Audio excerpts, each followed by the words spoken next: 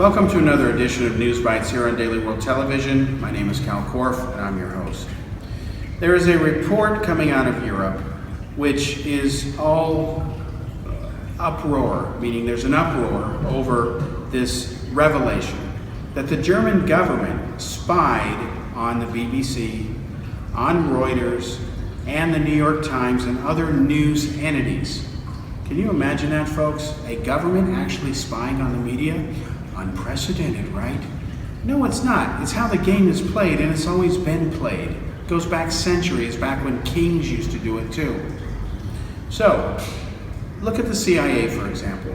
They've had several sources, several feel-good reporters who are on the payroll of the New York Times, and they've always leaked data to the New York Times, knowing and working with them to write a story or make sure a certain narrative on an issue takes place. It's called skewing the deck, old technique.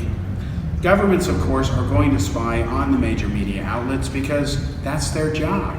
They want to know what's going on, and they want to use those entities to help steer events. In fact, the way the system works is basically this. There are people in the Foreign News Service divisions of various intelligence agencies. What they will do is monitor what goes on at those news entities.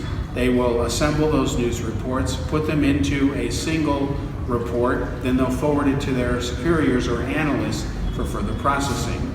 This is nothing new. It's been going on for a long, long time. So the revelation that the German government spied on the BBC, spied on Reuters, spied on the New York Times and other major news entities is nothing new. But what is the mainstream media doing in response to this revelation? They're blowing it out of proportion because that's what they do. Rather than admit the fact that they are in bed with the governments and some of their sources in the intelligence community and government representatives themselves. These are elected representatives by the people. Instead, they're acting as if they're sweet and innocent, that their integrity has been compromised, as if they were somehow trespassed on, when the fact is, this is absolutely how the game is played.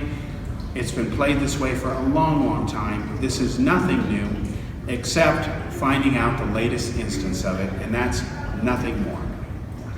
Thanks for joining us for another episode of News Bites here on Daily World Television. My name is Kal Korff, and I'm your host.